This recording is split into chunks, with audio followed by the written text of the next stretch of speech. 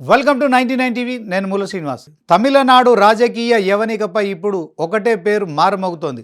అది తలపతి విజయ్.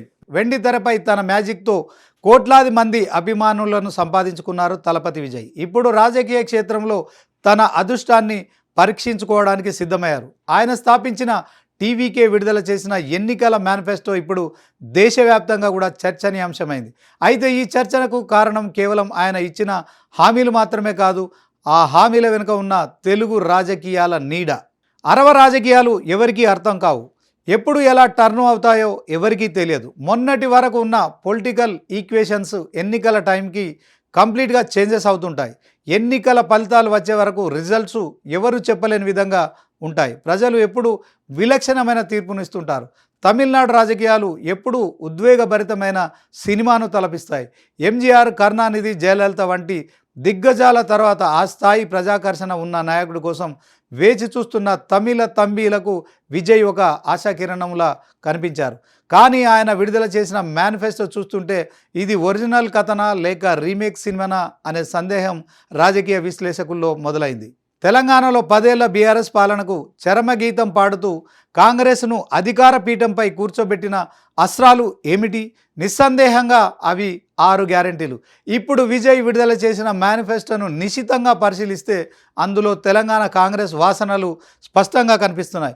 అంకెల్లో చిన్న చిన్న మార్పులు తప్ప మౌలికమైన హామీలన్నీ కూడా కాంగ్రెస్ పంతాలోనే ఉన్నాయి. రాష్ట్రంలో కాంగ్రెస్ ప్రవేశపెట్టిన మహాలక్ష్మి పథకం ద్వారా మహిళలకు నెలకు 2,500 రూపాయలు ఇస్తామని ప్రకటించి మహిళా ఓటర్ల మనసు గెలుచుకుంది.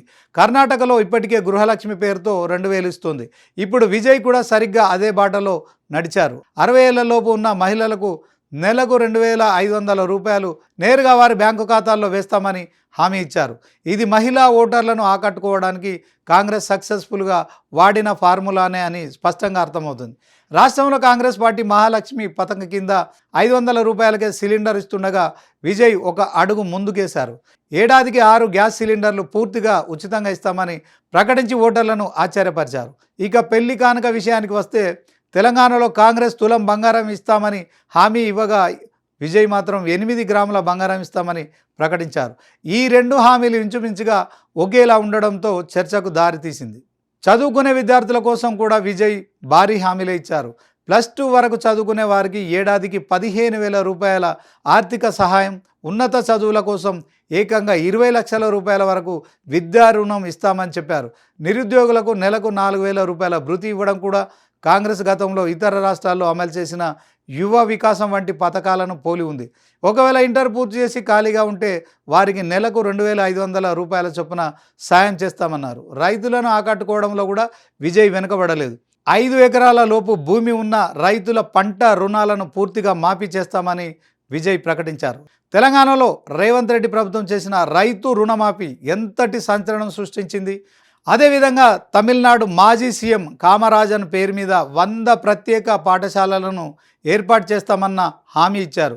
ఇవన్నీ కాంగ్రెస్ భావజాలానికి దగ్గరగా ఉన్నాయంటున్నారు పొలిటికల్ ఎక్స్పర్ట్స్. మేనిఫెస్టో విడుదల చేసే విధానంలో విజయ్ తనదైన మార్కును చూపించారు.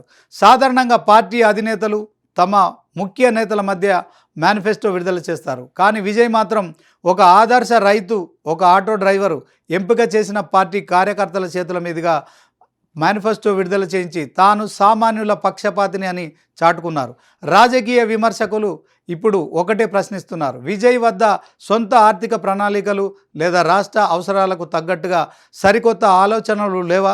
పొరుగు రాష్ట్రాల్లో ఏ పథకాలు గెలిపించాయి, వాటినే తమిళనాడుకు తగ్గట్టుగా మార్పులు చేసి ప్రకటించారని విమర్శలు వస్తున్నాయి. ముఖ్యంగా తెలంగాణ, కర్ణాటకలో కాంగ్రెస్ గెలుపుకు కారణమైన పథకాలనే విజయ్ నమ్ముకున్నట్లు కనిపిస్తోంది. తమిళనాడులో ఇప్పటికే అధికారంలో ఉన్న డిఎంకే తన సంక్షేమ పథకాలతో బలంగా ఉంది. అన్నా డిఎంకే కూడా తన పునాదులను కాపాడుకోవడానికి పోరాడుతుంది.